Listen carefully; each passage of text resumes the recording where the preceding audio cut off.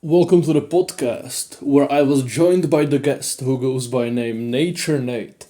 We have had a wonderful conversation, and now, I'm not going to lie, the first half of the podcast was kind of slower and kind of boring, because I asked boring questions like, did you eat rotten meat? And have you got kicked out of school for eating raw meat? And all of this stuff which you frankly heard 20 different times in 20 different interviews with people who eat raw meat already. However, in like half of the podcast, the topic of Jack Cruz was brought up, and he surprised me with having done a lot of research about the idea from Jack Cruz that diet doesn't actually shape our development. Yeah, we went very deep into diet shaping our development way more than light. We went into skeletons before and after the agricultural revolution. Yeah, deep stuff. And then we talked about semen retention and some other more obscure topics which I don't remember. Well, yeah, the first half of the podcast it's fine, but the second one, that's oh man, it went way deeper than regular interviews about raw meat eaters. That's for sure. So, without further With a ado, particular diet that I let's use, get which is started. all raw foods. I don't even cheat. All raw foods. I eat raw milk, lots of raw eggs, raw meats, chicken, fish, beef, lamb, all of them. It reversed all of my diseases. When I was about 30 years old, and I decided that I was just not going to live to it again because it was very painful. So I ate the raw meat to kill myself. And it did just the opposite. It invigorated me for the first time in my life. Okay, we are live. So, how did you start to eat raw meat, I guess? Wait, one quick question. Do we need to turn on our cameras? No. It's audio only. I don't actually want people to. I have nothing against interviews where people have their faces, but I don't want people to stare at a screen and look at my interviews. I just I want them got to you. hike and listen to them as MP3s. Because that's how I consume all of Gotcha. my content. I download all stuff from I got YouTube you. and listen to it as MP3s in forests. And I want to force other people to do what I do, to be more like me. So yeah, how did you start to eat raw meat? Yeah, so I started eating raw meat over 2 years ago. Um, where did I start? Really, I started from Agenus vulnerableness because I had like health issues. I had like really bad skin issues like eczema, acne, which are all just your body just trying to detox crap that's Yeah. not supposed to have in there. I also had some like gut issues, like really bad digestion too. I had a whole bunch of gut issues. My gut was really cooked. I also had like some other issues, but basically, I just started to like focus more on my health, like go to the gym, like Paul Saladino, and I was like eating like animal based and everything. And then, I just started like look more and more into it, spend more time on it, and eventually I've heard about like Agenus on like forums. And so like I bought his book. Like, I just like, all right, I'm gonna buy this guy's book. And then I like read the book, and then I just started like eating raw meat. And that's when I first started. And I was like, it's probably getting close to like 2.5 years ago, 3 years ago. It's been a while. Cool. Yeah. Did you drink? I tried the primal diet. Yeah, like the cycle, juice, meat, juice, meat, milk, like the strict cycle. Do you mean? I never did juices. I never ever juiced. I could just never. I just didn't like how like I did it a few times. So like I made carrot juice one time, Mm-hmm. and it just never tasted. It was like meh. And um, then I also made like I tried one like the detox shakes, like where I put like the parsley and what else? Yeah. Parsley, and there's another plant I can't remember its name, but like apparently it's supposed to like bind heavy metals and then pull them out, and it just tasted so toxic, which is something I know today because I've spent a lot of time like researching like plant anti-nutrients and plant toxins. It tasted so bad, and so I was like, I'm never doing like juicing again or the shakes. And I just couldn't. I was also too lazy to juice every single day, so I just never did that really. I just did like meat, eggs, and milk. That's Yeah. basically what I was just doing, like honey as well. Yeah, I'm fine with like juicing celery or carrots. If I had juicer, then I will do it. But these are fine. But Again, the parsley, as you told, toxic. Yeah, I tried to juice parsley one time, not with a juicer, but way I juiced stuff, it's annoying, and I will never do it again because it's too time consuming and worthless. Is I chew like a Yeah. carrot or a celery, and I drink the juice and then spit out the fiber. And I did it with parsley once, and I did the whole parsley. It tasted like toxic, but I ignored it.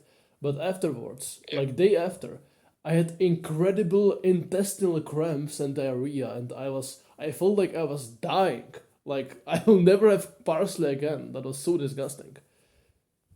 Yeah, parsley is like loaded with plant defense compounds, and Yeah. that's something else. Why do you think like carrot juice and like celery juice is healthy? Because I would be against that personally. Yeah, I don't think it's actually healthy. It's that it's a remedy for some conditions which we may have developed in the modern society. Like Agenus said that the vegetable juices are actually the least important parts of the entire diet, but their use is that some people, mostly if they're older, like when they are like 30 or 40 and Americans, then when they go on the primal diet and they eat all the recipes, all the fat, the lubrication formulas, all the meat, then they detox too much. And that makes their blood too acidic, which can reduce their appetite and make them less likely to eat raw meat. Like Scott Hall, I don't know if you know him, talks about it a lot. And you are supposed to have the vegetable juices, which then somehow alkalizes your blood, which helps with your blood being too acidic from the detox, which will increase your appetite and make you able to eat more. But honestly, from the like, I don't know anyone who gets too acidic and cannot eat more Yeah. raw meat and loses appetite from the primal diet, because you probably need to be like old to be to have this kind of negative effect, like the over acidity. Ageless himself said that if you are 15 or so, then you will never need vegetable juices. And of course, if you are born and eat healthy since birth, then you never need vegetable juices ever. It's only a remedy for people who are sick and get too toxic and then lose appetite. Then it's being used to increase your appetite, but most people don't actually need it. Yeah. I see. Well, just from my understanding about how your body's pH works, especially if your blood pH, is that it's at a very constant number. I think it's about 7.5 or 7.4. I can't remember what the number is. It's around 7. And that if your blood pH, it goes down or it goes up just a little bit, either direction, you're actually going to die. Like your body has to maintain a very, um, very tight blood pH, or that's going to cause issues. And I guess if it somehow did help with like over acidity of the blood, which again I don't really think could happen like in such an extreme amount where it causes you issues, because again, like if it moves just a little bit, you'll actually die. I think like the negatives of especially celery juice will outweigh any benefits of the alkalizing effect because of all the oxalates. And then you're going to store up oxalates, which can strip your body of minerals, cause kidney stones and oxalate dumping and all the issues that come with that. Yeah, that's possible, but aren't the oxalates and the plant defense chemicals mostly in the fiber which you are getting rid of? No, actually, the fiber is actually beneficial because the fiber actually stops you from absorbing some of them. Because it's an anti-nutrient, it stops absorption of stuff. That's a misconception that there's like some of it is in the fiber. When you do juice it, it's going to remove some of the oxalates, but there is still like a good majority of oxalates left in the juice. And then what else you have to understand is that if you just eat a stalk of celery, it has like, let's just say 50 oxalates, just a random number. But when you juice it, sure, it might, let's say it cuts it in half to 25 oxalates just left in the juice. But you're going to have to use like 4 to 5 stalks to make 1 cup of juice.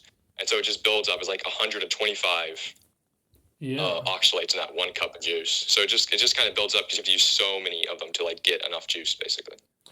Okay, that's interesting.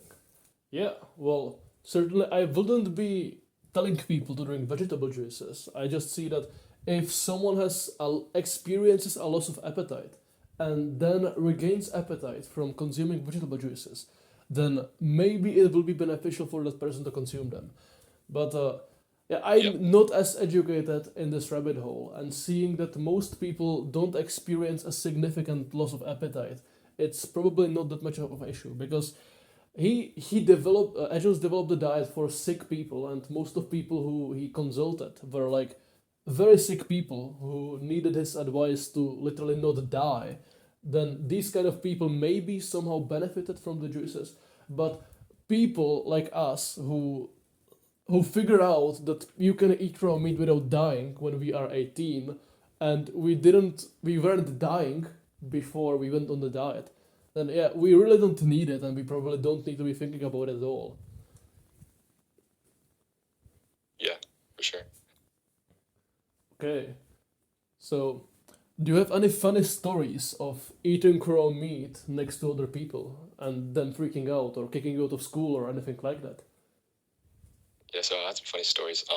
Yeah, I got some good stories. So my Instagram has been banned a lot. But basically on my TikTok's been alive throughout the whole journey of my. So, man, I made my account like over a year ago, and it's been banned like 3 times. But I think I've got it fixed now. But basically, I've had loads and loads of clips on there, like of me like walking around, like eating raw chicken, like outside and stuff. Like of loads of people. But like those clips are still on my TikTok. They're just not on my Instagram anymore because it's got banned so many times. But basically, that was a lot of fun. I was in Florida, and me and my friend were like, okay, we're just gonna troll people on the 4th of July, and the 4th of July is just a holiday where we celebrate like the independence of the United States. Yeah, I know. Pretty big holiday. Everyone comes out, and yeah, I just got a raw chicken. I was just walking around. We were walking around for like 30, 40 minutes before like the security came, because we made a mistake. Like we walked inside of this restaurant where these people were eating. I just started eating the raw chicken in the restaurant, and then like the manager like started to call the security, and we got kicked out like 5 minutes later. But it was pretty fun. That's a good one. I got. And then sorry. Yeah, you continue. You continue. Then let's see. Another time is at my school, man. So when I came back to school this year over the summer, I have one more year before I graduate high school, and then I'm done. But when I came back after the summer, it was so funny, bro. Basically, like everybody was like asking me about like Rami, because they all found my Instagram, my YouTube, my TikTok, and everything. And bro, people were like geeking, bro. They're trying to get me expelled from school for it, bro. Like my principal, I kid you not, he said so my high school's relatively small. And he said literally everybody in the entire high school had came to him and was like over 100 people or around that. Like he didn't even know how many. He said like so many people came, and was just complaining about it, and like you can't do this. You gotta like make him not do it. And he's like, I can't do anything. Like whatever he does in his own time is what he does. You know, like you can't, because the principal can't. Like he's pretty chill about it, but he's like, you know, you can't eat it at school or whatever, which is whatever, you know. But yeah, he was pretty chill about it. I thought that was just crazy how like people were just so like offended by it. And then like when I came back to school, like there was a few guys who were just like straight up asked me about it because they just don't care. But like all of the girls, like a lot of people in the high school were just like snakes, bro. And they just like they treated me exactly the same, but you know, they had done all this stuff behind my back without me knowing. It was pretty weird. Yeah, I got temporarily kicked out of school for eating raw meat actually. But I deserved Yeah, it. didn't you like it? I did deserve it because I was very extreme about it. I would stand in front of the class, and like people would be coming with me to me, like I would eat like raw liver out of a jar, and people would be like, "Is this raw meat? What is it?" And everyone will be like looking around me over their shoulders, and I will just address the elephant in the room, and I would stand in front of the class in the break, and I would say, "Yes, this is raw meat. I eat raw liver. Stop asking me." And one time I was eating brain.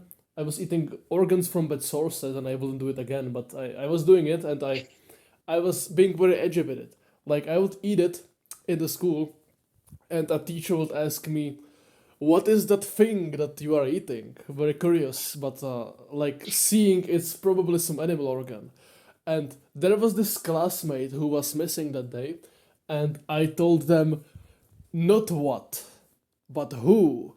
And everyone started laughing, and I said, that's the name. I said the name of the classmate who was missing. Like that's what I'm eating, and everyone was laughing. Yeah. And there was this one skinny guy who was laughing like very anxiously, like, "Wow, that's so funny, guys, haha," but very nervous. And I pointed at him and I told him, "Don't laugh. You are next." And yeah, I ate this. I ate this before school once, and some teacher saw me, and there was like 20 guys under the legal age of smoking were smoking next to the school. Like people are literally the classmates are literally smoking together with the teachers next to the school. But Yeah. the teacher came by, he saw that, he didn't care, people smoke, who cares? But then he saw me eating raw meat, and he went straight to the principal to tell him, I eat raw meat before school, and I got temporarily kicked out of school for it. Yeah. That's crazy. That's funny, but that's crazy. Like you're in Czech Republic, right? Yeah, yeah. Oh, the funny Yeah. thing is, I was hiding high meat in school lockers. Like, I found a snake and I had it in jar outside because I have stories of high meat breaking in my house and it being very unpleasant for my parents. So I never wanted to take high meat inside again. I had it outside, but it was getting cold, like winter, so I had to get it inside. But I couldn't take it home. So what I did is I took it to my school's lockers, and I was hiding a half a year old rotten snake inside of locker of my school, which forbade me from ever putting raw meat in that school again. And I had a rotting snake in a jar in there. So yeah. Do you have any experience with high meat? Yeah, I'll talk about that. That's funny though. That you put it at your school. Did it like make the school like stink up basically? No, they didn't know it. I was always after school ended. Sometimes I would randomly just look around in the hallways if no one was there, and I would secretly take the jar and I would eat it in the school toilets. It's kind of disgusting to think about, but it was funny. Yeah, it wasn't that potent though. Yeah. I think it wasn't worth the struggle. It's funny story, but it wasn't worth the struggle. In past, I had like high brain or some organs which made me feel really high and euphoric even. Yeah. But eating this snake, which was half a year old, it barely did anything. I maybe felt somewhat better after, but it was barely anything, and the amount of meat compared to the bone, it just wasn't worth it. Too much struggle, not enough meat. Yeah. That's funny. Basically, with my high meat experiences, I think you said that your parents don't like it, and mine Yeah. did not like it either, man. I don't do it anymore, mainly for that fact. They were like really getting annoyed with it, so I just had to stop keeping it in my room. And to be honest, I never even felt like that much of a benefit from it, really. Basically, like sometimes it would turn out really good, and other times it would turn out like bad. Like it just depended. Like one time I had like really good muscle meat that was fermented, and it tasted like mangoes. It tasted really sweet. It tasted really good actually. But then all the other times I tried to make it, even I make sure like the terrain is good. Like there's a clean jar. You know, I washed it with baking soda and apple cider vinegar. Like I don't use any Yeah. toxins or whatever. It's glass. I make sure it's like a high quality animal, but it still tastes like it tastes actually bad. Like it tastes very unappealing. It tastes very bitter. So yeah, when I recently did it, it never tasted good. And I just kind of I don't know, didn't really have much of a want to do it. Now with milk though, I love like fermented milk always tastes good. I don't mind that. Like kefir's always really good. I think kefir's better because it has less sugar as well. Mhm. So you made high brain before. I made that once. And does it just turn to it did it turn to green mush for you as well? Because mine just turned to like Yeah, mush. it was yeah, that's before I lived at the other place, and again, like I wasn't allowed to have that at home. And the one time I had a jar or something, I don't know, I forgot something somewhere. It wasn't even high meat. It was just plastic with me. I don't know, but it got opened. There was liver, and the liver juice just got out, and it made a stain in my home, in my room, which I wasn't able to Yeah. get rid of even with bleach, and it was just stain of rotten liver juice full of maggots. It smelled terrible, and yeah, I have a bunch of these experiences, and I never want high meat in any building again. Fuck that. So I had it outside, and I wasn't able to go and air it, so I had to leave these jars quite open, so I didn't have to air it, so they have oxygen.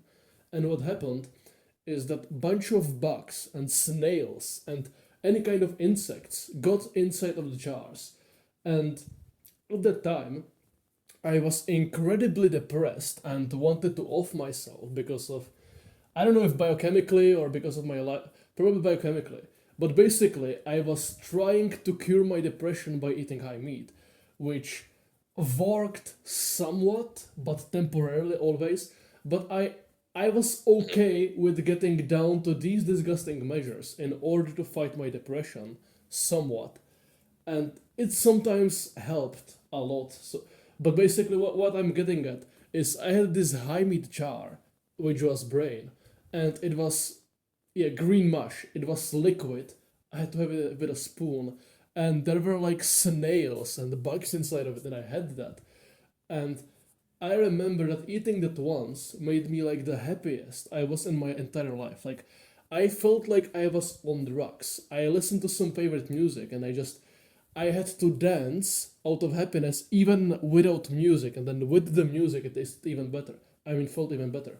And I've heard from people like Yeah. Gotis and some other people who tried brain that brain is the most potent for giving you euphoria from all high meats. And it was from a bad source.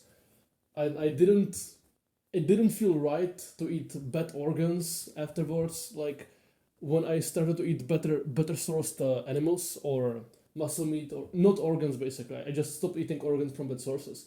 But recently, I got a boar, like the wild pig, and that's a funny story.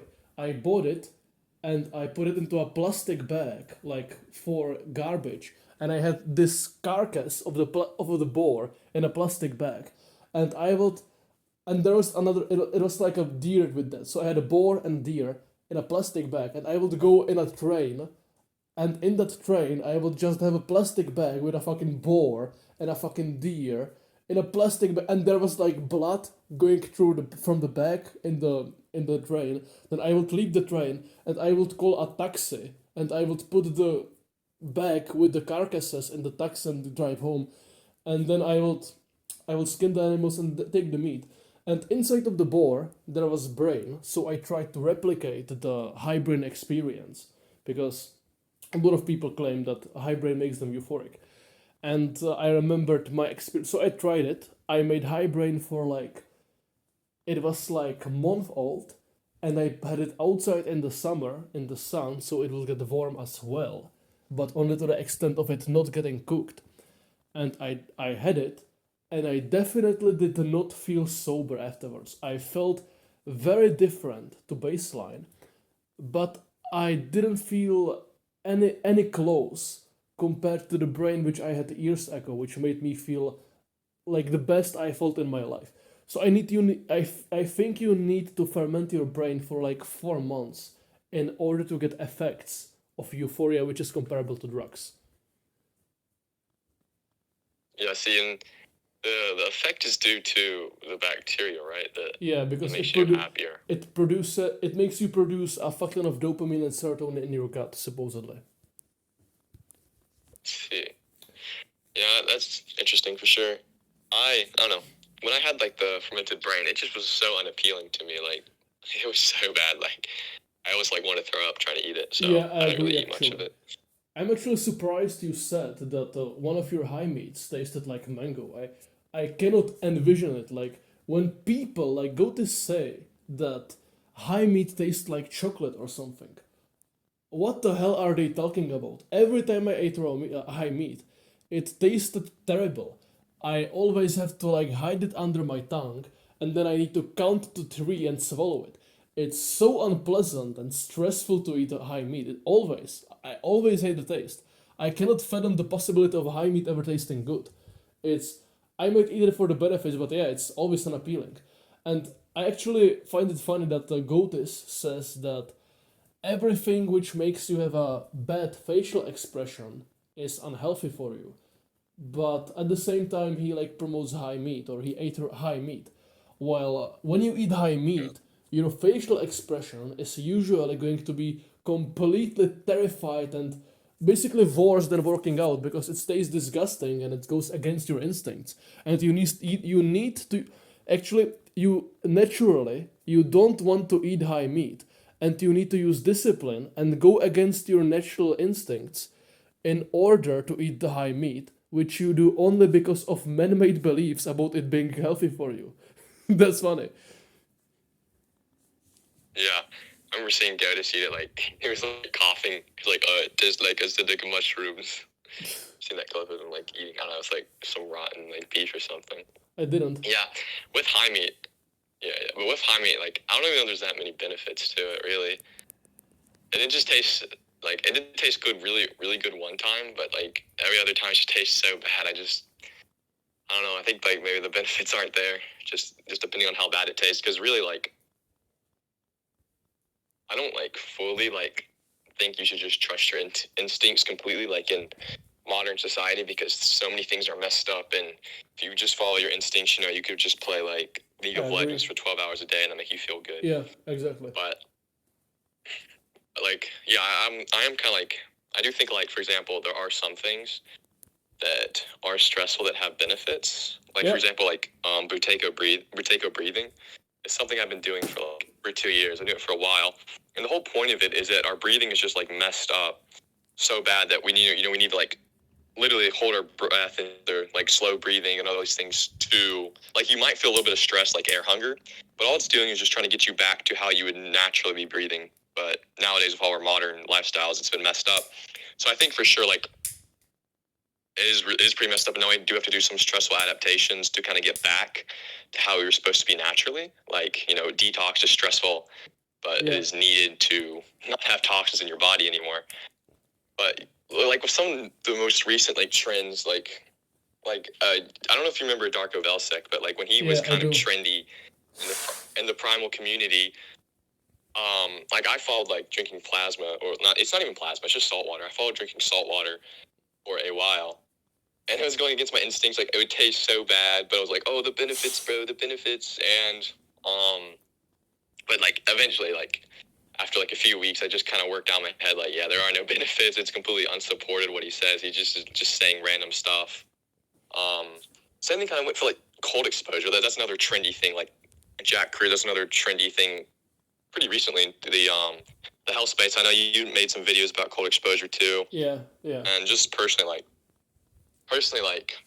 what you said, I agree with, is so true. Like, don't deliberately like jump into an ice bath. Like, if you're just outside, like going for a hike or like going for a walk or playing with friends, and then you're gonna get enough cold exposure that way. You don't need to like deliberately just like freeze yourself. I definitely don't think that's healthy, because like no matter how much like all the benefits that like people say about cold exposure, whenever I'll be like in the shower and like wanting to turn on the shower, cold, I just don't want to. Like, there's just like my body's just like, no, like, don't do this. It feels so bad. Or like going outside for a walk, it feels so bad. Like, just don't do it. But I still did it sometimes just to try it out. And just like, again with like the Darko Belsic thing, like the benefits just aren't supported by like any evidence whatsoever. So I don't think it's that great to do. Yeah, I have a funny experience with Veltec. I was like, I like Agenus, and I didn't like, I basically don't like deviating from Agenus because I just came from that school of thought, but I'm always open-minded, and it's not like Agenus has the truth and no one else has, and you need to follow Agenus strictly. It's just that anytime I did anything which Agenus talked about, it worked. Like, I couldn't digest raw milk and I had diarrhea from it, so he said, you have to drink it room temperature. So I did that. I still had diarrhea. And then he said, oh yeah, if you mix it with honey, you have more enzymes, then you will stop having diarrhea. And bang, I didn't have diarrhea. Or when you have kefir, you will not have diarrhea. Or when you have cough, you get this mixture of honey and fruit and whatever, and then it will make you produce more mucus. I tried that, and then my cough instead of dry coughing, which I did for weeks, I just started coughing up ton of mucus, and like my cough disappears in few days. Any kind of issue which I've had, which Agenus had a remedy on, I tried it and it worked. Or like his cheese trains, like you eat raw unsalted cheese to absorb toxins in your stomach or something. I had nausea and a flu once. I had this raw unsalted cheese, which he recommended, and my nausea went away within like 1 minute. Like, so much of what he talked about worked that I'm very skeptical of anything which says something which is contrary to him. But I'm always open-minded enough to like study it. So when Jack Cruz became big, I literally listened to over Okay, not 100, but definitely over a 50 hours of Jack Cruz podcast. And I did the same thing with Darko Welzek. I downloaded like 50 or more hours of his YouTube videos from his YouTube, and I would be listening to it or while working, like podcasts. And I did it with Agenus as well. And when I listen to Agenus, I have to have it on like 1.5 speed or something, and often, or 2 speed at most, and I need to rewind often because he said something interesting which I didn't understand, and I need to pay attention to what he is saying to understand him.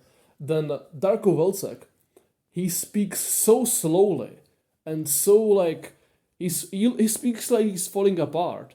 And when I was listening to his material, I literally had to listen to him on 3x speed, not 2x, but 3x speed, and I still thought that he speaks too slow and that he's not sharp enough. He's just so sluggish, he's like falling apart. And I remember this one video, which was like on his channel, which was called like Manifestation of Reality, where he talked about some machines in the future in which you will insert a specific vibration of something and that machine will create it before your eyes. It was just complete mumbo jumbo frequency. Like, I'm a very spiritual person believing in God and whatever, but even for me, that was just so retarded. And while he was talking about it, there was some song in the radio in the background.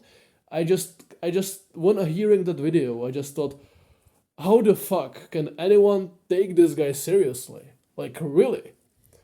Yeah, and I also tried the plasma. And interesting thing actually is that I experience headaches when I consume salt, like table salt, like the salt which even Darko would say is poison. But when I tried drinking plasma, I didn't actually experience headaches, which makes me think that good salt might still fuck you up, but it gives you diarrhea, it literally poisons you, and your body wants to get rid of it. But it doesn't cause headaches, or it doesn't cause headaches nearly as much as the table salt. That's a cool realization which I at least got from it. But yeah, the plasma thing, there's I can understand putting some salt into water to make it better than plain water. It's probably better at hydration. But if you drink plasma, like that much salt in water, you literally get thirstier every time you drink. Crazy. Yeah, that's true. And with like adding salt to water, like it's definitely not needed. Like if you're like on a cooked carnivore diet and you're cooking all your food and you're eating like really, really well done meat, or even if you're on like a modern standard American diet, like those people will be deficient in minerals like sodium. But if you're like on a natural diet with like egg yolks, milk, raw meat, you're not going to be deficient in sodium, and there's like no need to like supplement with salt. Yeah, I agree. And with like the table salt. I agree. What you gonna say? I just wanted to say that I agree. Yeah, I don't see any reason to supplement sodium. I myself don't consume an extra salt. If you have raw milk, then you definitely don't need any sodium in water. I didn't say that I understand putting salt in your water for like supplementation.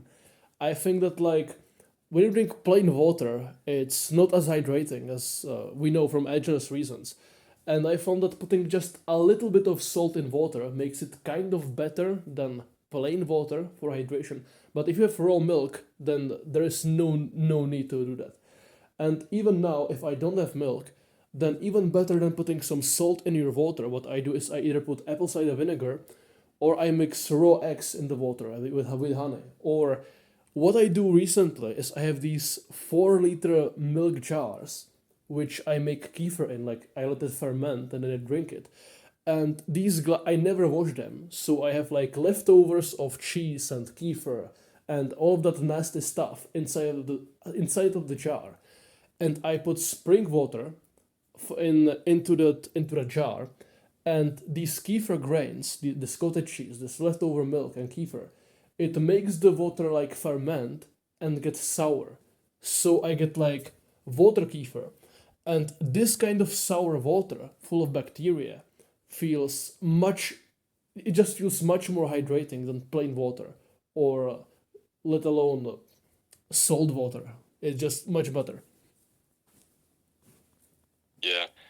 I also can tell, like, if you get like tap water or distilled water, just like absolute dead water, Yeah. and you compare that with like compare that with spring water, even though spring water doesn't like really have any minerals in it, like it does have minerals, but it's just like very, very, very, very small amount. Yeah. It just is so much more hydrating, and I think that's due to the water being structured and more like energy dense. It's more natural as well, and it just makes an actual difference. So yeah, Yeah. for sure, like. And with water, like I know a lot of people are not the biggest fans of water. Like I do understand that with like, oh yeah, it doesn't have as many minerals like as raw milk or whatever. But like the way I think about it, like ancestrally, people have been drinking milk for like 10,000 years, probably like consistently on a daily basis. And then before that, humans were probably only drinking either water or blood, and they wouldn't be able to get blood all the time. And we know that, like, a lot of hunter-gatherer tribes, they would always set up their camps next to rivers and lakes or whatever, and that's due to easy food access. You can easily get fish from rivers, but it's also due to just a constant supply of water. So I think our ancestors would be drinking quite a bit of water back in the day. Yeah, that's very possible. Although, yeah, I don't think I could add anything Yeah. to that. Yeah, I agree. I agree. Like Yeah, anytime I don't have access to milk or some good hydration, I obviously drink water. It's best to strive to get the best source of hydration you can get. And if you can't get raw milk, then obviously you have to drink water. It's better than pretending that you are hydrated enough just from eating raw meat or dying of thirst. Like when I first learned that water is bad for you, like 4 years ago, when I was getting into raw meat, not like bad for you, but like it doesn't hydrate you enough. Then what I did, it was completely stupid, but what I did is that I had no raw milk, so I just stopped the drinking. I had raw meat and raw eggs, and I thought to myself, oh yeah, water dehydrates you, so I will never drink water again. And I was just dying of thirst, and I was trying to alleviate the thirst in some way without drinking water. It was so stressful. Like, what I did is I took apples and I tried to blend them, and I was drinking like 10 blended apples in order to get some water from it because water is bad for you. That was so silly. yeah. I think like I did the same thing when I first started reading Agenis's work, and like it was kind of tough for me because like due to me having like a really bad leaky gut and other issues, like I couldn't consume milk. I didn't figure this out till later. Like literally anything besides meat and fish would cause my skin to break out and everything because of leaky gut. So like I couldn't really drink milk because like the proteins are really irritating to me. And so yeah, I couldn't drink milk. I couldn't get like blood like at all. I didn't know how to get it back then. And so I was just like trying to like figure out like what could I drink, because all I had to really drink was water. Yeah, when I'm somewhere for a long period of time and I cannot get milk, then I just drink water with raw eggs and apple cider vinegar. And yeah, apple cider vinegar or lemon. Yeah.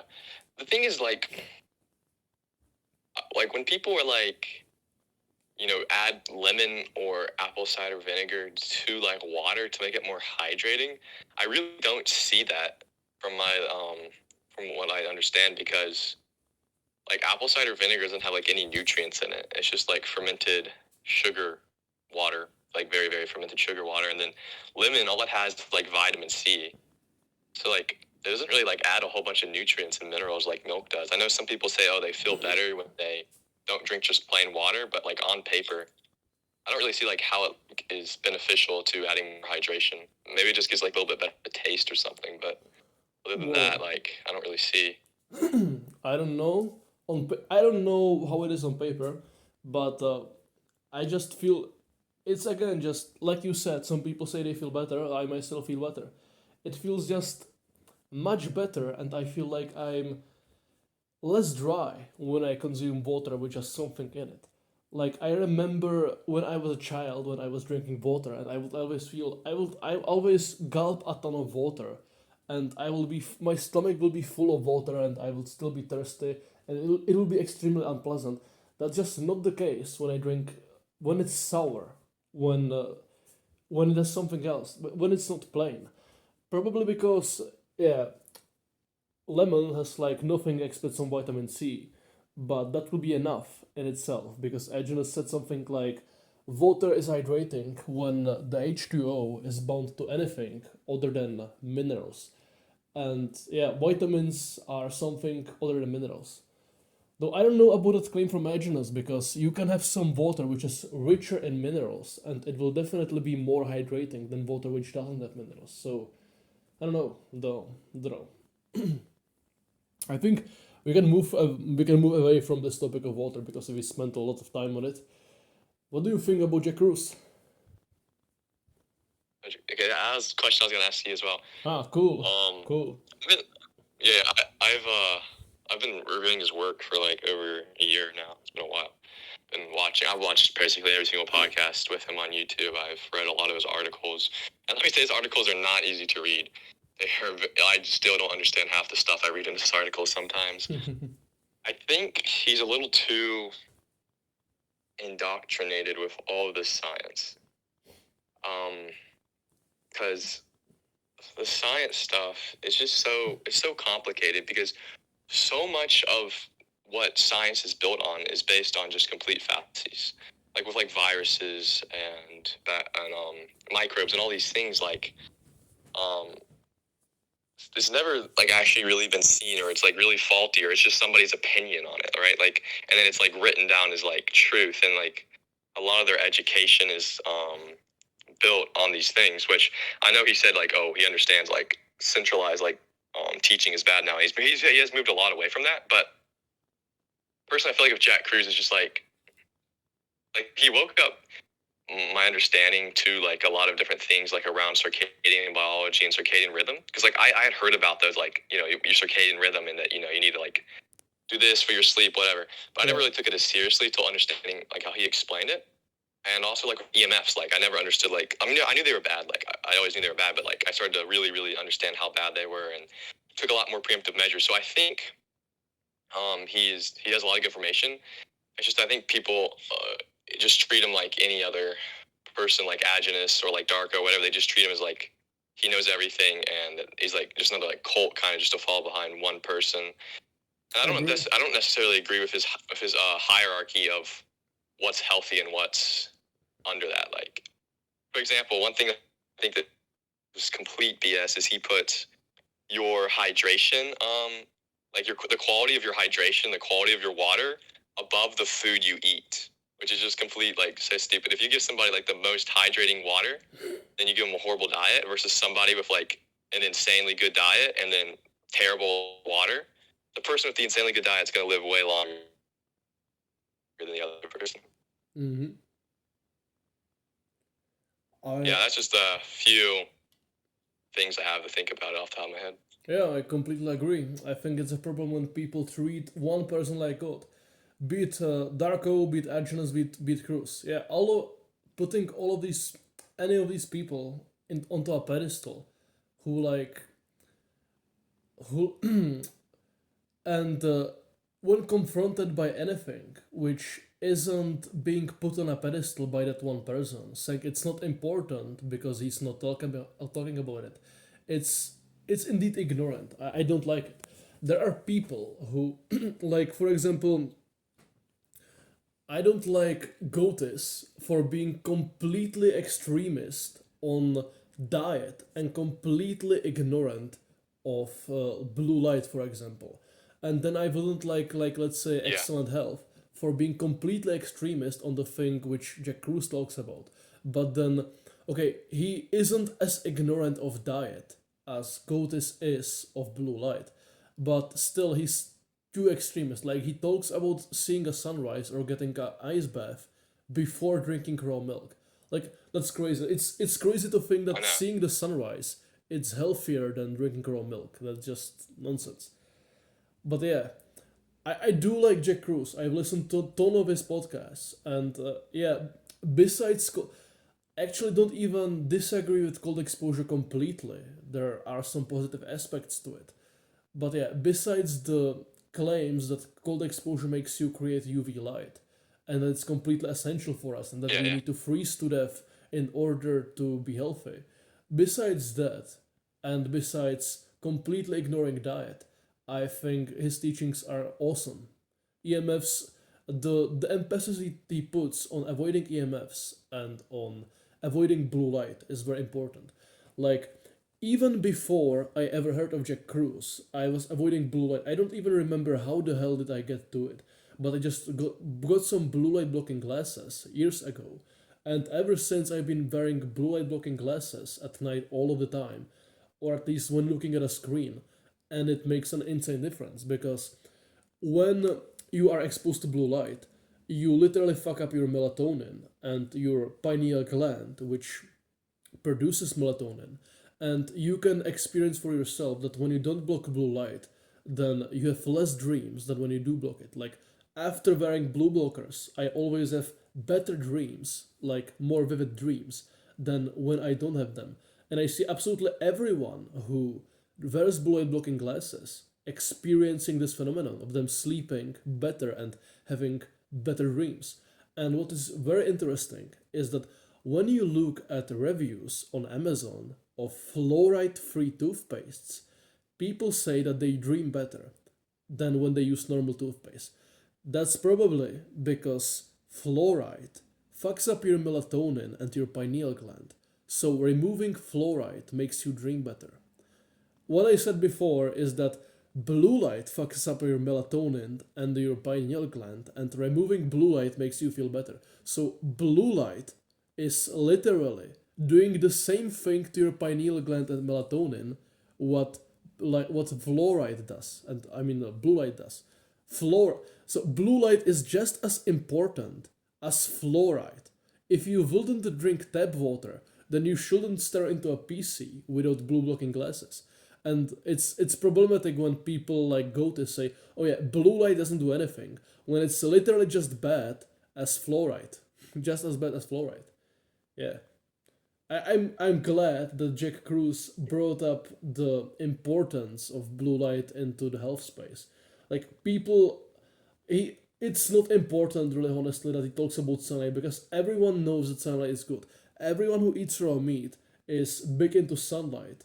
And I remember just getting lying outside shirtless in summer all of the time before I ever knew that Jack Cruz existed. And everyone who knows about raw meat knows that sunscreen are complete nonsense and that you should get tan intuitively. But yeah, the blue light, actually almost no raw meter knows about it or didn't know for a long time. So I'm glad he brought it up to the egregore of the health space. yeah. And I think with Jack Cruz is like he has talked about diet before and the importance of it, like in some of his books. But to be fair, he didn't even know that much about diet. Like he didn't have like he didn't know about raw meat and raw milk. He was just like um just eat like kind of like more animal products, but he didn't like emphasize the importance of raw food or whatever. Mm-hmm. But I think the reason why he is like so adamant against diet is, I mean, he literally just says some untrue things now. Like he literally has said some very untrue things about you don't need diet for like developing properly. But anyway, Yeah. He flat out, like in the PSL Good Mindset interview. Like PSL Good Mindset told him like, yeah, I believe that your facial structure can underdevelop if you don't have a good diet, and he flat out denied that, and that's such an yeah, BS.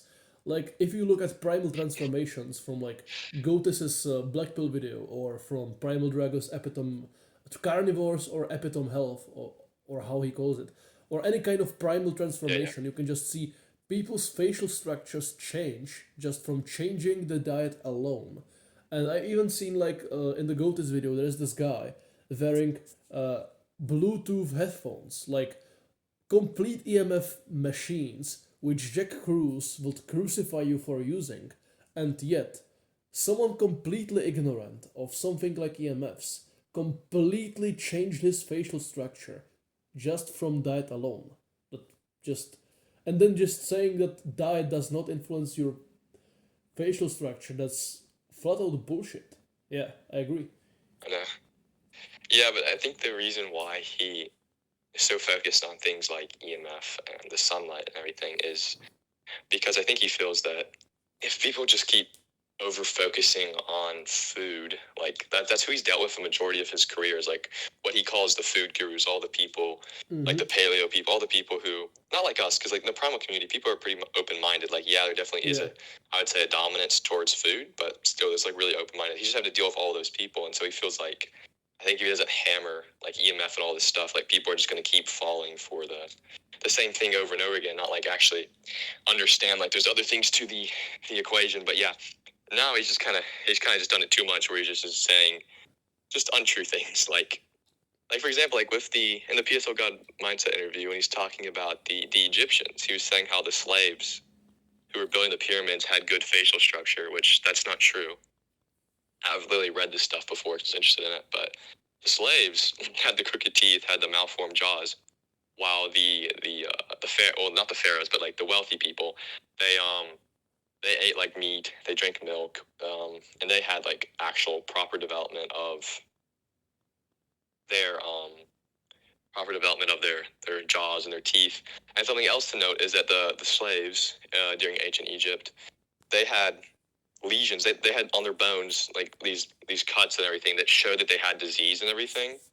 And they were outside all day because they were slaves, working outside all day under the sun.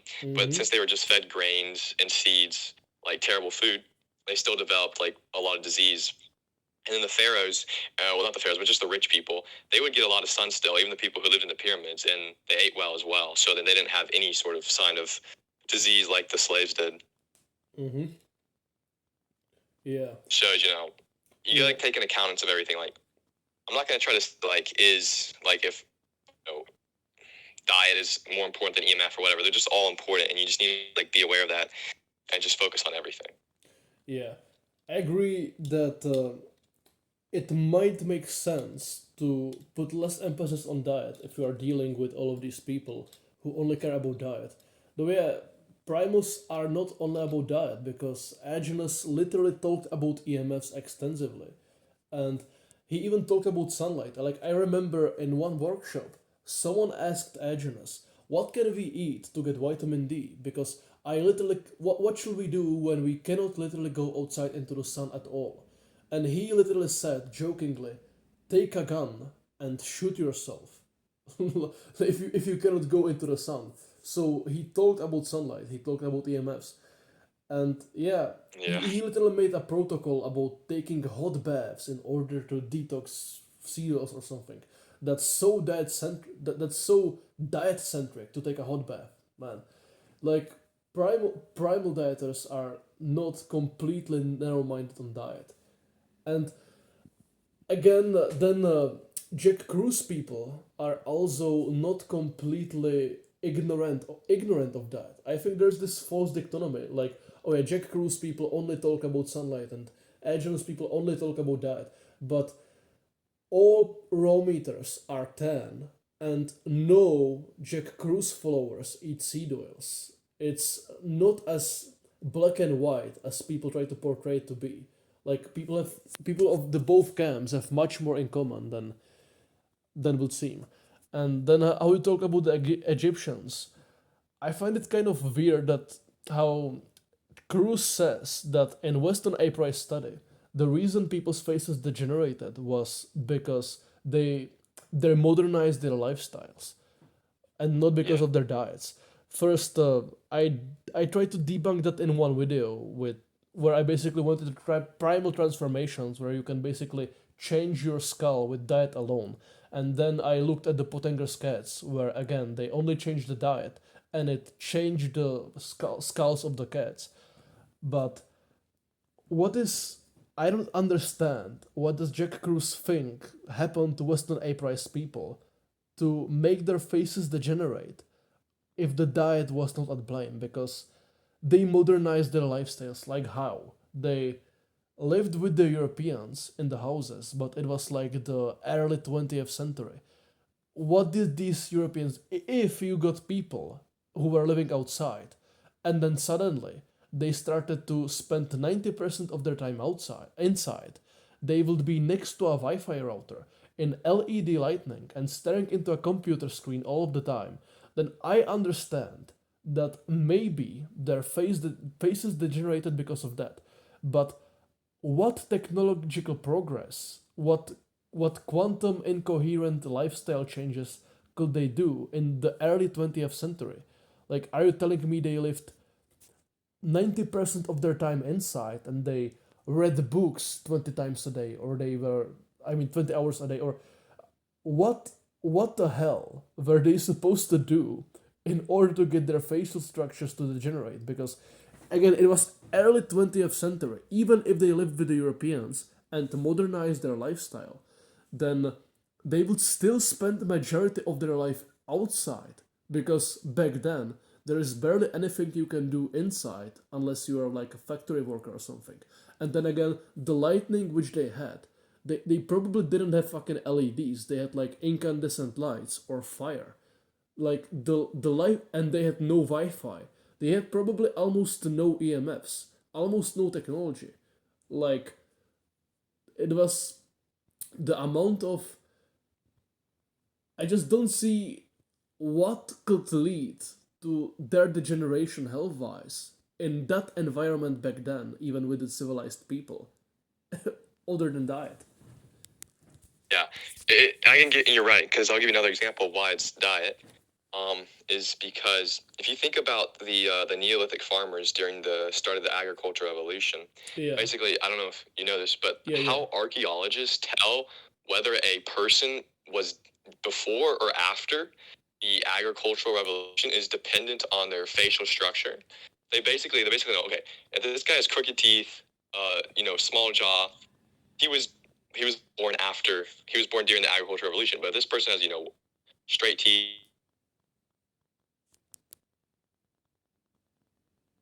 agricultural revolution. What you got to think is that these people, because we know when the agricultural revolution started, humans' brains shrunk.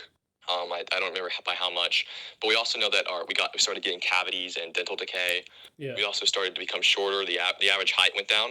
yeah, And you think about it, all these people yeah, did in their lives, they just stopped eating meat and they started to eat more and more grains. But think about it, they were farmers, so they were outside all day in the sun. mm-hmm. They were outside all day. They were grounded all day. There was literally no EMF except for fire, which they didn't have any sort of light bulbs or factories or anything like that. Literally, the only EMF was fire, which definitely does not have enough effect to cause what Jack Cruz is saying. So they're literally outside all day, just living naturally still. The only thing they changed was their diet, and then their face just started to not develop properly. And I think like EMF can definitely have an effect. Like if you're born like in New York or something, like in a really big city, Yeah, and you still have a perfect diet, I think it could cause some issues, because if you think about like if it's going to damage your body, and your body's going to have to use its resources to repair the damages instead of building itself up. So I think like yeah, it can definitely stunt yeah, growth and completely. everything. Yeah, yeah, Like at the bottom, you still just the foundation is still just the diet for sure. yeah, yeah. Yeah, even in the in the Western Price study, there's this tribe, which was the Kikuyu tribe, who were again, like you said, they had the same environment, like let's say the Maasai, complete same environment, Africa, grounded, everything. But the only difference was this tribe was agriculturally based rather than meat based, and they were inferiorly developed compared to the Maasai. Only the diet Yeah. was the difference, and bang, yeah, yeah, good point. Yeah, that's another good point. Like, Yeah, let me say actually, this real quick. The Maasai, like, yeah, they eat like meat, they eat like raw organs, they drink raw milk, they drink blood, and then they dominate all. They're physically superior to all of the other farmer tribes near them, and they all live outside 24/7. The only difference is they eat really, really well compared to the yeah. other places. What is called Excellent Health actually asked Jack Cruz about this tribe, about this question. This question in his first interview, Jack Cruz. And the answer from Jack Cruz was like, it was completely underwhelming. It was like, oh yeah, in this case, the diet was important because it gave them DHA, and DHA is important. So here he admitted that the diet did the difference, but he downplayed it. Like, even though the diet completely made a difference, diet is still not important. And then in a later interview with PSL Good Mindset, he flat out denies that the diet changes your facial structure, even though before he admitted that the DHA made him better, made the Messiah better over the other tribes. So he's even contradicting himself at this point. Interesting. Yeah. Yeah, and real quick, one more thing. What I would say to that is that, yeah, I know what you're talking about in that interview, and he actually just completely made that up. Like, blood is actually quite low in DHA. It is not rich in DHA. Whoa. It is Didn't know that. Yeah, it has the I looked into this. So blood has about the same amount of omega-3 that is found in like animal fat, like beef fat. And if you know, like ruminant animals are already very, very low in DHA, except for lamb, but it's still pretty low. But cow is very low, and the fat's pretty low. So like it has nothing. It's literally just due to the fat soluble vitamins, the minerals. You know what I mean? Like it's not just due to the DHA. That's the reason why. Wow, I didn't know that. That's very valuable information. That's cool. Yeah. You talked about liking kefir. How do you prepare kefir? Yeah, so kefir is good. I like it more than raw milk because Me too. because I think it just tastes better. I like the sour taste, and I like when the cream rises and everything. Yeah. But I think it's also healthier too, because the bacteria, they're going to eat up all the sugar, so you don't have any like issues with that. Mm-hmm. And it also helps to eat some of the proteins that are not the easiest digestible for humans. So I just leave it outside in like room temp for like, it just depends. If you're using like kefir grains, then you can leave it like in room temp for like 2 days. If you're not using kefir grains, then I'll leave it out for like a week or like 2 weeks, just so it like up enough bacteria, and then I just drink it like that. Yeah, I do the Agenus style that first I have like 4 liter jars, because I used to have like liter jars of milk, and they would break, or it was hard to store them, they would spill, the seal wouldn't be sealed enough. So I just got 4 liter jars, and it's easier to fill them for the farmer and everything. And I just have 4 liters of milk in a jar, and I let it ferment. And then when it gets into kefir, the whole jar is completely dirty. And I never wash them, so when I put new raw milk in it, it ferments faster because of the leftover kefir from before. And the first time when I have a clean jar, what I do is the Agenus style. I take some of the milk inside of my mouth, then I fill it with my own saliva, and then I spit it into the milk and shake it.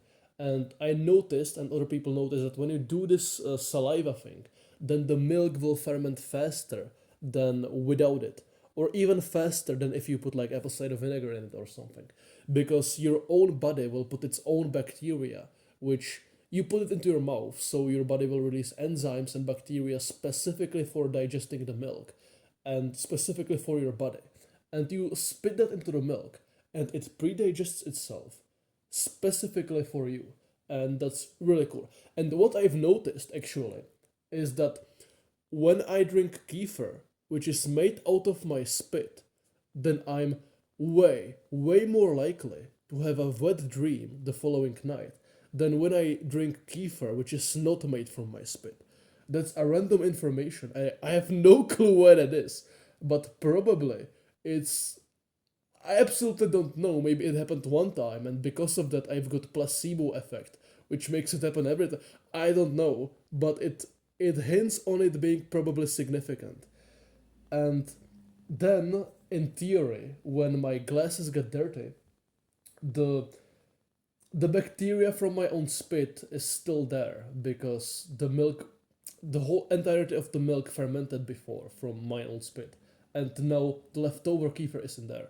So I do that. Also, what is good information is that often when you drink fresh milk cold, it disables your your stomach acid, your hydrochloric acid when it's too cold, and a lot of people get diarrhea from drinking cold fresh milk, and that's why you need to drink raw milk in room temperature. However, when I drink, or what even agents talk about it, when you drink raw milk which is fermented, when you drink kefir, then you can drink it completely cold and never have diarrhea from it because it's already pre-digested. So even though you can disable your stomach acid with it being too cold, it doesn't matter because it's pre-digested and you don't need to dissolve it. You never get digestive issues from it if it's kefir. Yeah. Yeah. I I also did this thing before well with fermenting milk. That's definitely good as well. I also don't mind when you put like kefir grains. That tastes kind of good, especially with like high quality like raw kefir grains that are like fresh and everything. Those are pretty good too. Yeah. Where do you source the kefir grains? Like from other kefir or You from some farmer? you can get them local from a farmer, or you can buy them on Etsy. Those are two good places to get them. Yeah. I've heard that kefir grains pre-digest the milk for themselves and not for you, which makes it like less beneficial or something. So, what are your takes on that?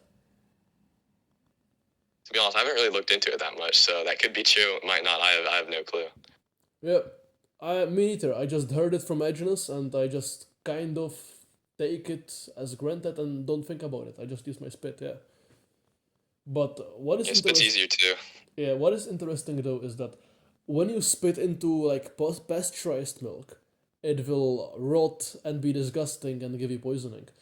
But when you use kefir grains for pasteurized milk, then for some reason it will like ferment, but it will not poison you. It will actually be good. It will taste good. You can make kefir with kefir grains from pasteurized milk, and I have no clue how the hell does the kefir grain do it, because fermenting pasteurized milk is you can poison yourself doing that. It will like usually if you only leave like you said a raw milk in room temperature, you leave it outside with nothing, no intervention, it will just get sour and get it will taste good. But if you do it with pasteurized milk, it will rot and it will taste disgusting. So I have no clue how do the kefir grains make the milk ferment without poisoning you.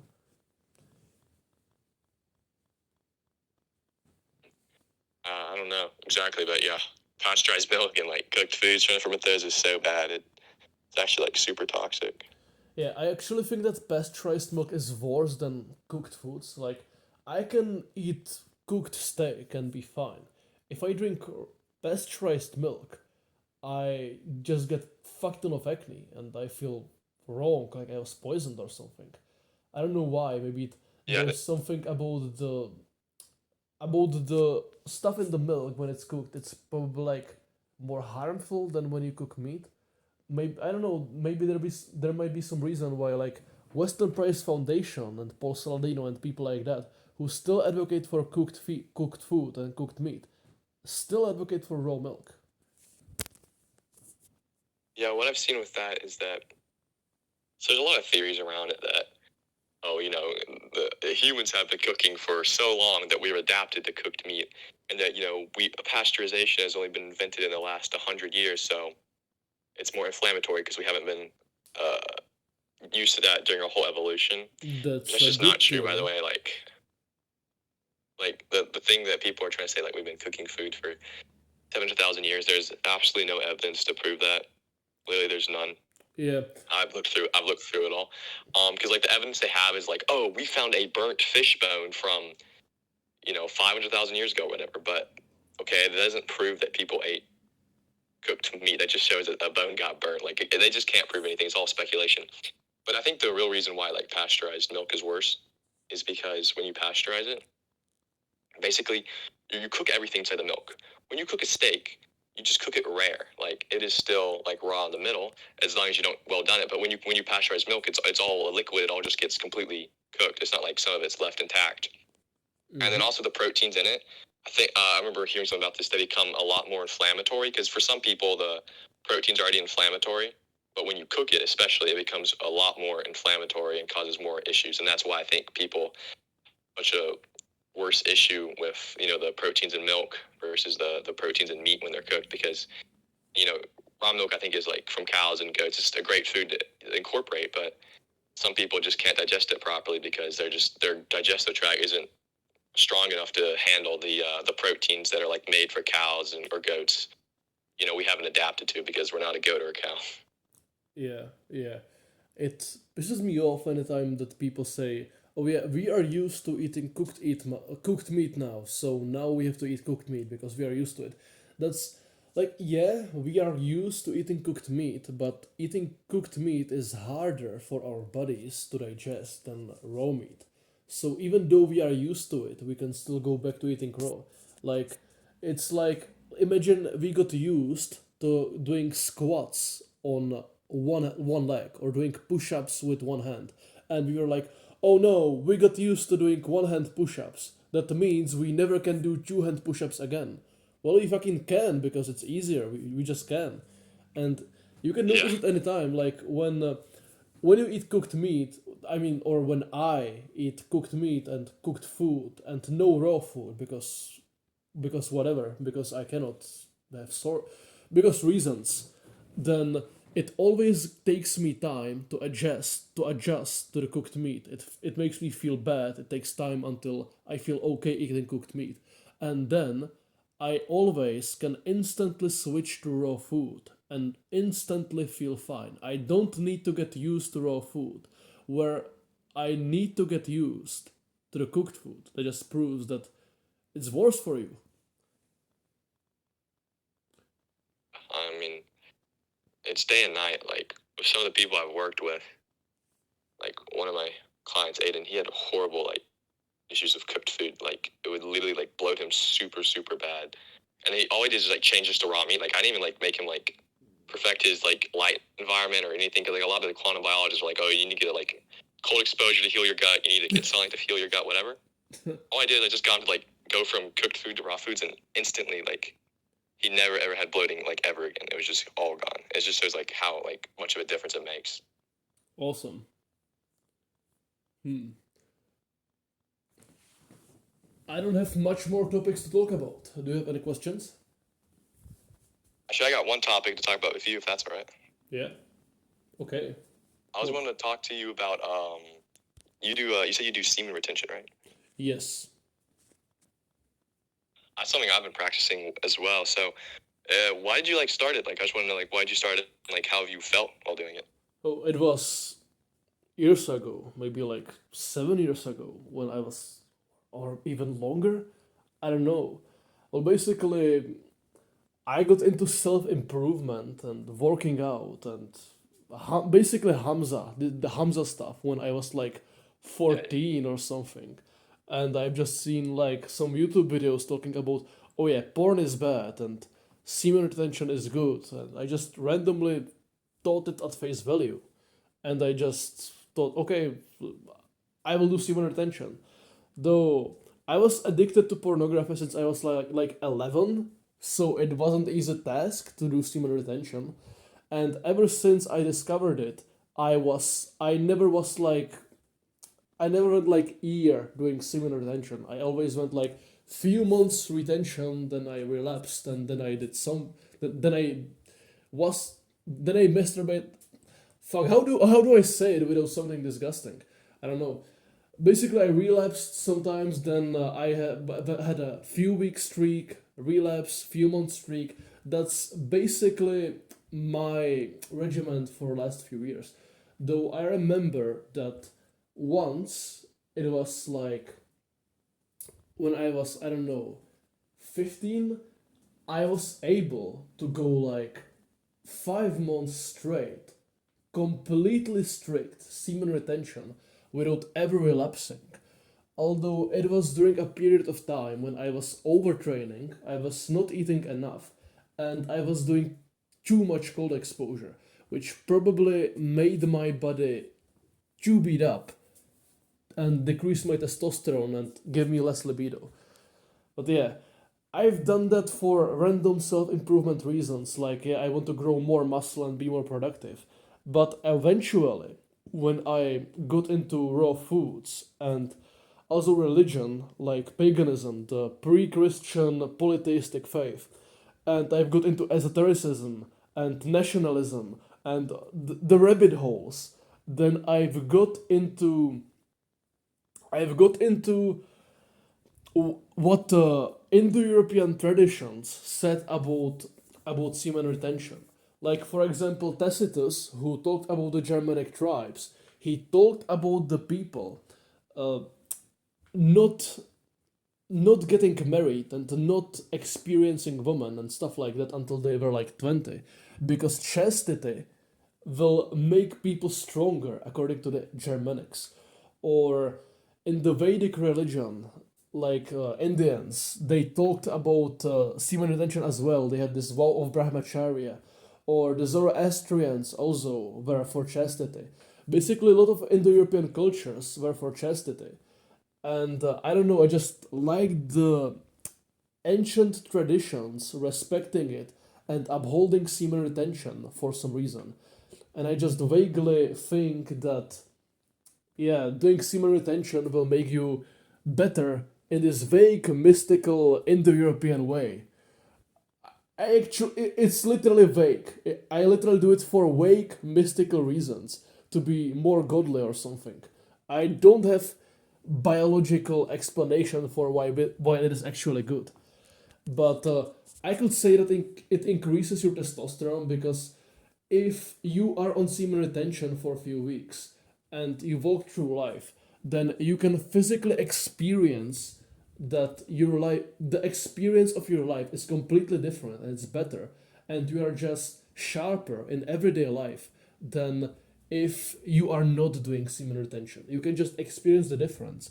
And as well, when you are on semen retention, then it's very easy to have very high libido, and libido is literally caused by testosterone. Like I've heard people for years. Like there was this one study from China which showed that after semen retention for 1 week, your testosterone will rise, but afterwards it will drop or something. I've seen people talk about this study even 7 years later, and that study is complete bullshit. Like maybe on paper in China in that study, whatever, yeah, sure, it may be the case on paper. But in reality, you will literally have baseline libido higher no matter how long you do semen retention compared to when you don't do it. And that either you have higher testosterone on baseline or you experience effects of having higher testosterone on baseline, even if on paper you wouldn't have the testosterone. But yeah, yeah, Yeah, no. yeah, that's pretty much everything. Yeah, though, yeah, another thing is that I had a psychedelic trip once, which made me I really want to appear. How would I talk about it? Like I had a very religious experience on a psychedelic trip once when I was like, what the fuck? Something created me or something. Wow. I probably want to be on good terms with God. And since that, then I think that I want to live my life in a way that makes me appear like more dignified in front of God, so that when I die, I'm not ashamed and I like stand in dignity before like Creator or whatever. And on that trip, I thought to myself that maybe people in religious doctrines who created semen retention, because like most religious doctrines contain semen retention inside of it, and I thought to myself, maybe they created semen retention to be more dignified in front of Creator, because not doing semen retention, certainly you will feel less dignified than when you do it. Like there's other word than dignity, like integrity. Like you feel more integrity when you are on semen retention, way more. I've also heard that when you do semen retention, you like your disgust mechanism gets like higher. You get more easily disgusted with things which should disgust you. Yeah, another thing. When I was young, I was into nationalism, and I remember seeing some Jewish articles or like uh, mainstream media articles talking about semen retention causing people to be more far right and more full of hate or everything or anything. So I just thought to myself, okay, they want me to the people in power don't want me to do semen retention, so maybe I should do it. And one last thing I remember that when there was this war in Middle East with I don't know if I can say the name of the country on YouTube. So let's say the Yeah, yeah. country of people with big noses who were fighting against some Muslims. Then the country of people with big noses, I believe, they literally supplied their enemy country with pornography, and that made it easier for them supposedly to defeat that country in war, because pornography just makes you weaker. And losing semen, even if it's without pornography, I believe it does make you weaker. Like even ancient Greeks in some fucking papyri talked about. I just read this thing the other day that from some philosopher, from some Greek guy, talking about how people who are after an intercourse in a gymnasium are just weaker than people who are not. It's also a common practice among nowadays athletes that there are a lot of boxers nowadays and martial artists and other athletes who swear by doing semen retention. Like even I believe Jake Paul, when he lost one of his fights, afterwards he blamed his loss on having a wet dream the night before. That's funny. Yeah, that's interesting. I've been doing it for a while, and I think it's really important for like everyone to do, because I think it's like very simple. Like you could like go into like all the benefits, but if you just think about it like this, like when you goon, like what is the point? Like if you're not like creating a kid, it's literally like completely pointless and just like drains your energy. And like that's the thing I think a lot of people understand, is that like it's completely just for pleasure. And like a lot of people think, like especially from GOTUS, like, oh, if you don't just release, when you want to, then you're just enslaving yourself. But in my opinion, the true enslavement is when you're enslaved by just wanting to like goon all the time. Like the true freedom comes when you stop and when you actually retain your energy. And I don't know, I don't think that retaining has a massive effect on your health, but I know like just from me doing it, like mental health wise, it has a massive effect on your motivation, on your drive, on wanting to like actually do something for your life and having like a purpose. Yeah, I think it has a major effect on that. Yeah, I think it's just very important for like every single guy to do, because like when you're like doing it all the time, you literally are controlled. Like it controls your head and everything. When you actually abstain for a while, you literally are actually like experiencing true freedom. It's like such a crazy benefit. And a lot of people are gonna think it's not important, and it's just like stupid, but it really, really is something very important. I think that people should be practicing it their lives. Yep, I agree. Like you are enslaving yourself if you are not gooning, bro. If you are gooning because you are literally being a slave to your own desires. Your body wants you to do something, and you need to follow it. And unless you do so, then you feel agitated. That sounds like slavery to me.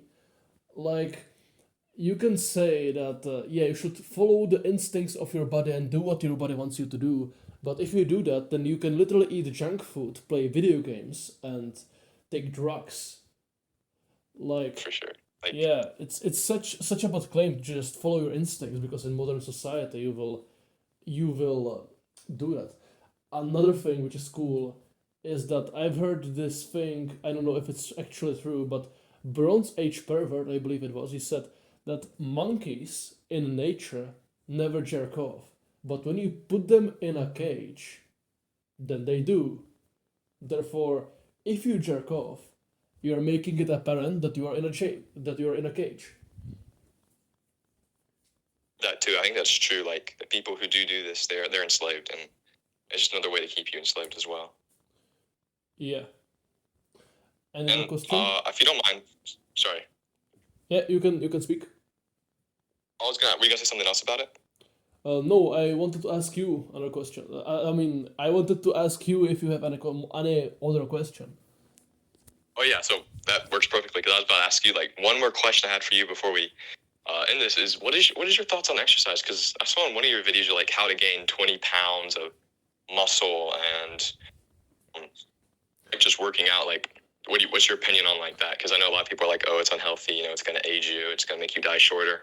What are your thoughts? That video wasn't really me promoting exercise. It was like for people who already exercise.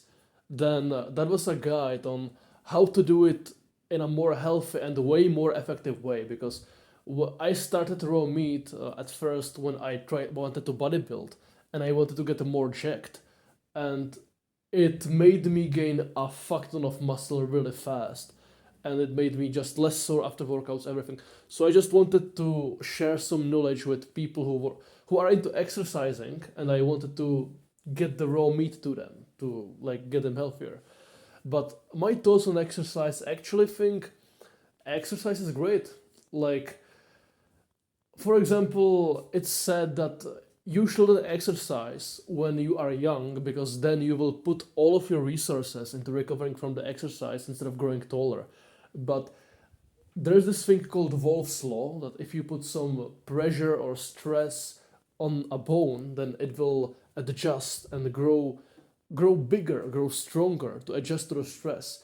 And this someone would say that, oh yeah, but that makes the bone thicker and not bigger to make you taller or whatever. But I've seen video of this one arm wrestler who only trains one hand, and his one arm is longer than his untrained arm, which pretty much proves that doing some physical activity will make your bones bigger and it can make you taller to do some exercise. So I think it's just, how would I say it? Who is more intimidating? Who is like more of a predator? Someone who is completely sedentary or someone who does some kind of sport? Like, if you should use your intuition and your senses, like, who would you be more afraid of? Someone who's sedentary and be like, oh, sport and exercise is stressful and whatever. Or someone who literally does exercise? Because someone who does any kind of exercise will probably be more able to kill you than someone who is sedentary if none of these two has weapons available.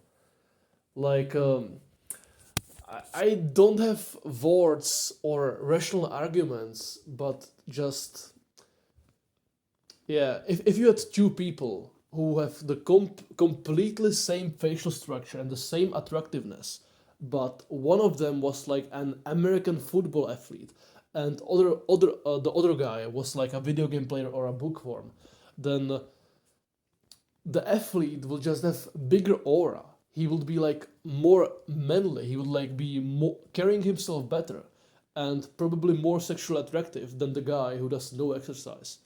Like, an athlete will always seem like a bigger man, like in your perception, than someone who is sedentary.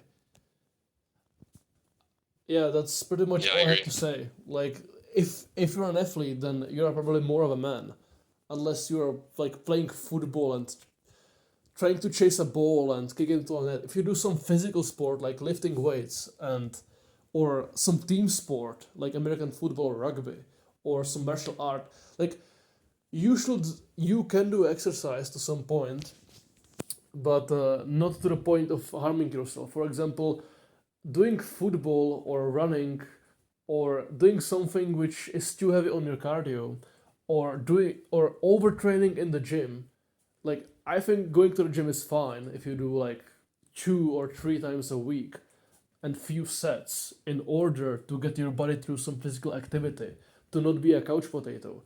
But if you go 5 times a week for hours, then you are stressing yourself too much. That's nonsense.